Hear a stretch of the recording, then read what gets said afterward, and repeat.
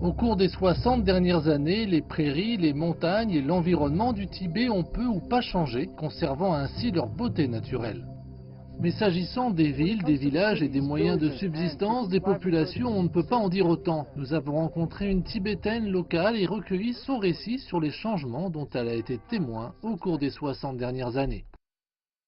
Vu d'en haut, Gongbu Jiangda ressemble à un comté pittoresque et calme. À première vue, ses rues vides et son aspect rustique dégagent un sentiment de néant. Mais ici, ce n'est pas vraiment le cas, car le village est en fait rempli d'histoire.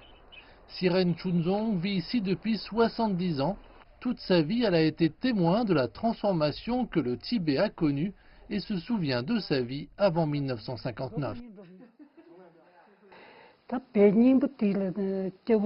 passé, le bétail et les chevaux étaient notre vie. Nous étions serfs et n'avions aucune liberté personnelle. Mon père est décédé quand j'avais 2 ans et ma mère s'occupait de 4 enfants. Nous ne possédions pas notre propre terre et nous n'avions même pas d'endroit où faire du feu.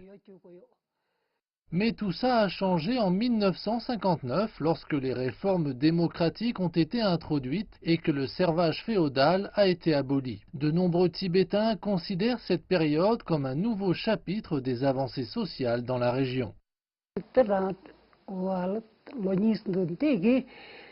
Après les réformes démocratiques du Tibet en 1959, la vie est devenue tellement belle. Le bétail, le logement et les terres agricoles ont tous été distribués. La vie s'est améliorée. La vie est belle sous la bonne direction du Parti communiste chinois. Interrogée sur l'avenir et les préoccupations éventuelles de la jeune génération tibétaine, la mère de l'une d'elles, âgée de 70 ans, semble être déphasée. Et comme toute bonne mère, elle considère l'éducation comme la clé de l'avenir. De nos jours, les enfants commencent leur éducation à l'âge de 5 ans. Le pays a une bonne politique en matière d'éducation et on peut étudier jusqu'à l'université. Les étudiants peuvent être complètement éduqués.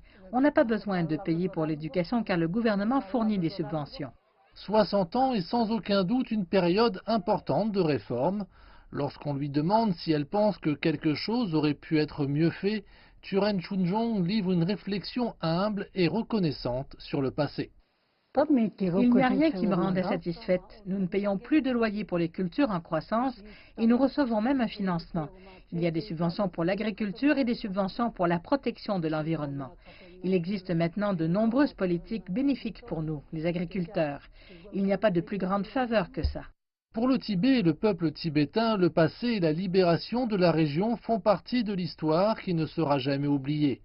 Les espoirs restent grands pour un avenir encore meilleur.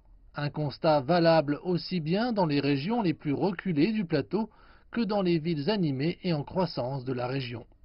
Ici, les gens sourient et cet anniversaire est l'occasion de célébrer beaucoup de choses.